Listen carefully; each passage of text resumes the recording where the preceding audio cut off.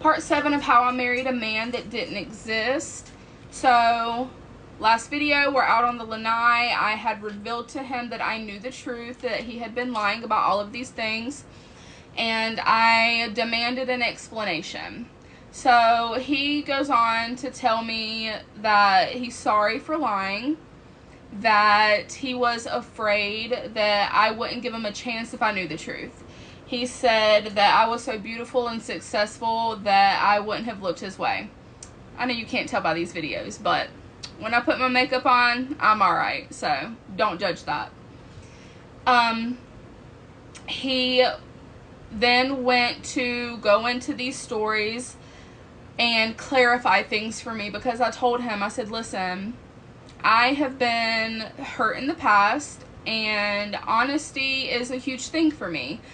And I'm not going to put up with the lying, because what happens when you lie to me, you're taking away my voice. You're taking away my ability to choose what I think is right for me and what I want to do.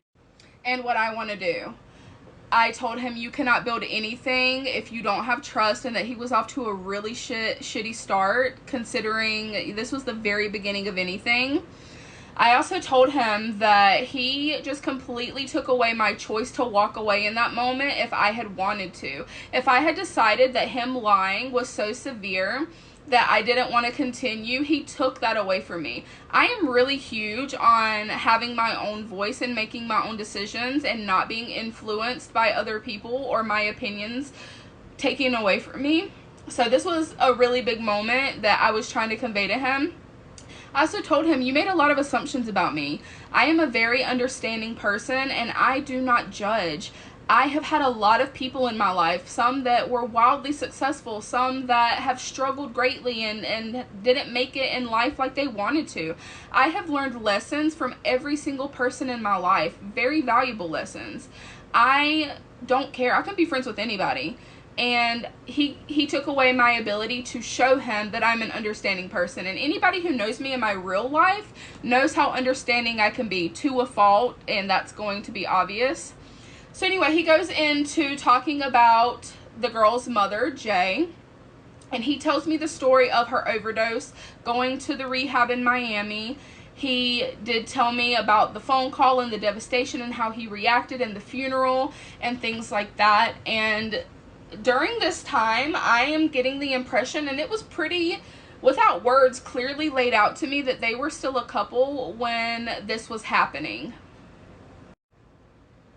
I would then come to find out that they were never legally married. They did have a commitment ceremony. She had a wedding dress. They had a reception. They did all of that, but it was never legal. They did not do the paperwork. Not that that matters. This was a very real marriage or wedding to them. It's just important to note that he was not legally married to her. They had been together for a long time, and at the time of her passing, I, at this point, thought that they were still together. He had told me that she had made some allegations against him, that he had been cheating. They were completely unfounded, and that caused her to spiral into the mental health state that she was in, which caused the Baker Act, and that his mother got the kids.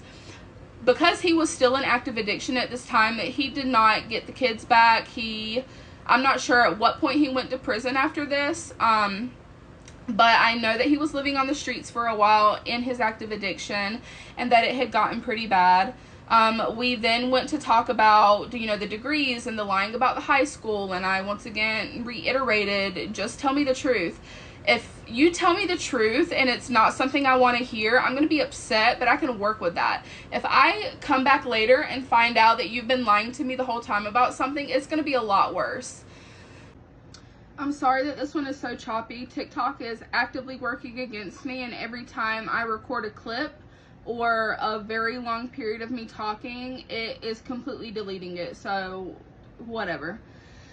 Anyway, at this point, we started talking about his exes, and it's important to note at this point I found out about 2 more daughters. He and his late wife, between their middle daughter and their last daughter, had another, and at this point they were struggling, and they had just gotten evicted, and they knew that they couldn't take care of this little baby, so they gave her up for adoption when she was born. I have a lot of respect for that, for anybody who chooses that in general, because that is just an impossible decision to make. So he had this other daughter, no contact. From what I understand, it was a closed adoption. And then he was with another woman after the passing of his wife. And they were together for what he told me was 8 years. I think I would come to find out later that it was closer to 5 or 6. She is my friend now, and we'll get into that later, but she'll probably be watching this, so if I make any mistakes, I know that she'll clear things up for me. So they were together for quite a while, and she has her own story to tell. I am not going to get into that. I'm not going to tell the things that I now know, but they thought that she was possibly infertile because over the course of the years of them being together, she just never got pregnant, and it happened. So there was a very vivid picture of this woman painted to me by both Rob and his mother. She was lazy, she was attitudey, she just didn't fit in with the family, meaning she treated her daughter better than she treated his daughters. There was an altercation, there was a fight. He had called her from prison, and he had told her to get the fuck out of his mom's house. And Emily told me that she had no clue this happened. So when this woman was packing up her things and leaving in a frantic, that she had no idea that he had told her this, that he had kicked her out of the house where she was living with her daughter. And the woman was claimed to have said that she was saying that Emily did know about it, and that she was scheming against her as well and siding with Rob. Emily has denied this claim for a very long time and stated that this was absolutely not true. And then they both said that after this woman left, she was purposely keeping the daughter away from both him and Emily. That she was just being spiteful and being a bitch, and that she refused to let them see the daughter and the grandchild. So at this time, he had been calling a lot of names. And one thing I'm not about is putting women down. I don't care if she's your ex. I don't care if all the things you're saying about her is true. You're not going to call her a bitch. You're not going to call her fat. First of all, sir, look at this. And I was just very adamant on that from day one. I didn't know this woman. I didn't know what really happened. I was taking what they said as truth. But still, that was a very big deal for me. So a lot of things started coming to light, basically. These other two daughters, the prison stay, the not having the degree that he got in prison, the everything. So my head was really spinning. At the end of this conversation, I told him that he is never to lie to me again.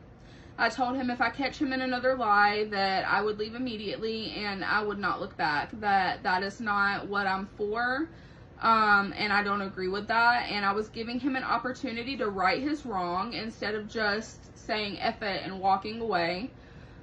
Should have walked away at that moment. So the night went on. We ended up sleeping in the living room that night. The woman was in and out. She, once again, slamming doors. It was very uncomfortable. The next morning we woke up and he had stated that he had called out of work, that he had PTO. I had asked him about this, and so did his mother. And this is an important part to note. He stated that he called out of work and that he had PTO. I'm going to go ahead and end this, and we're going to go into part 8 if my video works with me.